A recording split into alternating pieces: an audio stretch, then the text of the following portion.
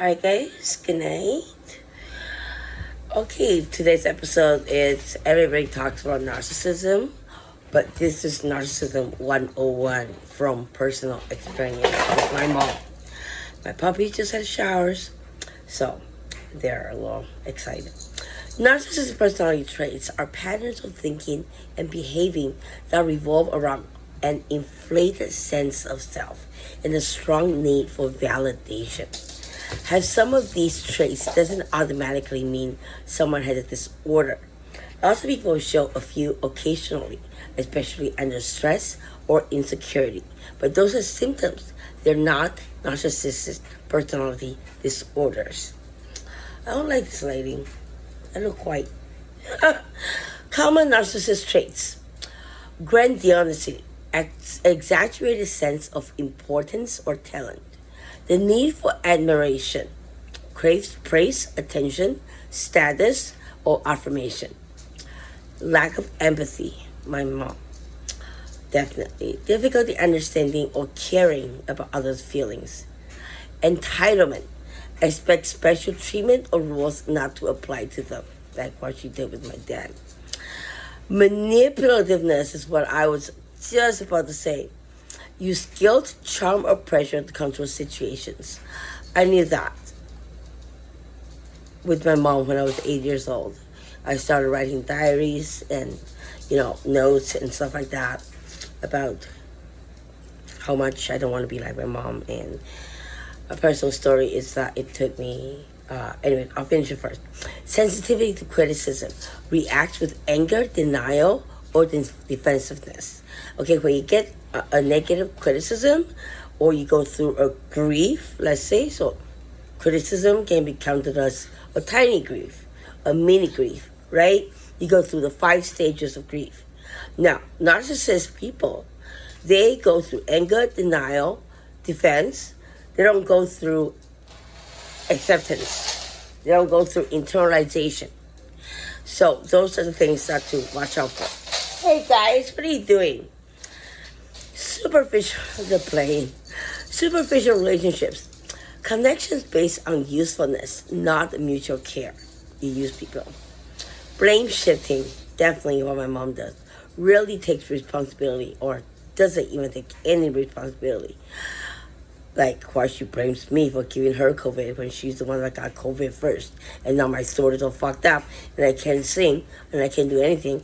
Hey, it's her fault. Rarely takes responsibility. Problems are always someone else's fault. Important distinction. Traits doesn't equal to disorder. Ooh, I just said that at the beginning of the episode. Many people have narcissistic traits. Now, the narcissistic personality disorder, NPD, is a clinical diagnosis that requires long-term rigid patterns that seriously harm relationships and functioning.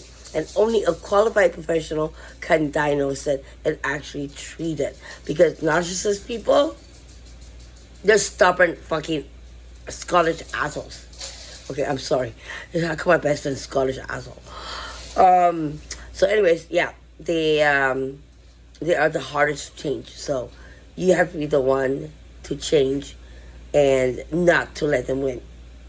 So these traits develop because of their insecurity or fragile self-esteem, childhood experiences, learned coping strategies to avoid shame or vulnerability, or I would say, lastly, very spoiled and unaware of the surroundings that they do because everybody's protecting them and they don't have to do anything to protect themselves. So, I'm going to compare overt and covert narcissists. Now, not many people talk about this. So, overt, loud confidence, obvious control, aggressive, and I am superior. Now, covert, obviously, is more like introvert.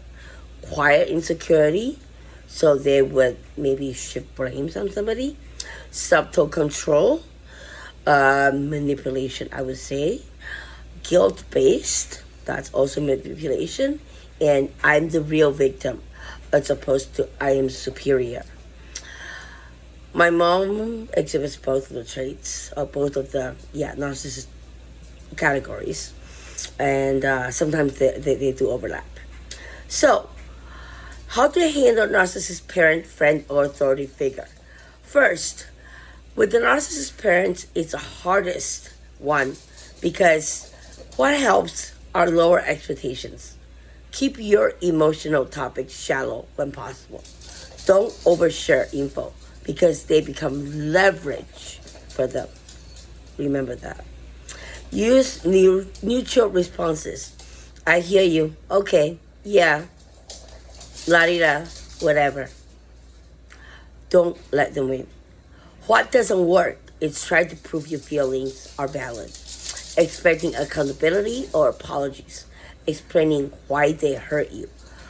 I guess I have tried all that and none worked. And then I start looking at narcissists. Hey guys, pretty nice. I start reading about narcissists and I realized more and more that even though I knew since I was 8, my mom is a narcissist and that it's better for them to divorce.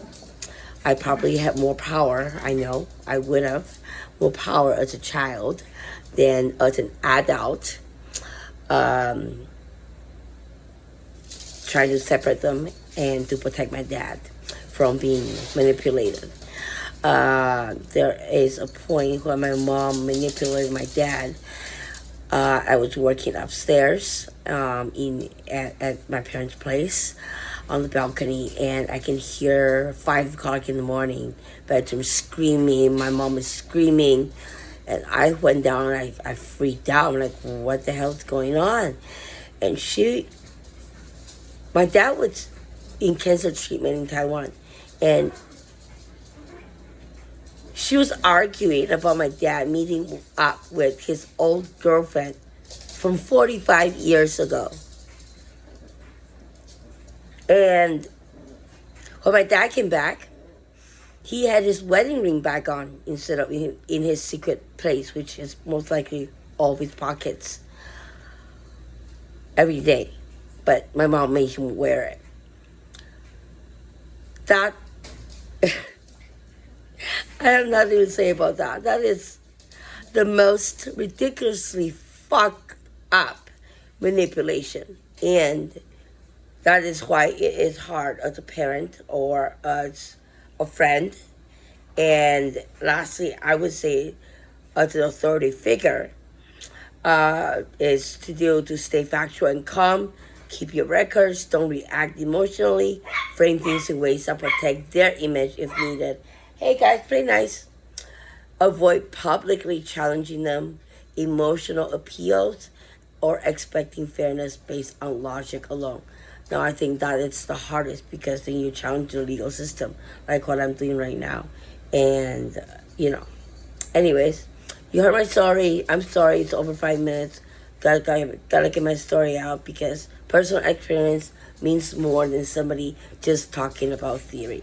So, there you go. Narcissist 101. Have a great night, guys.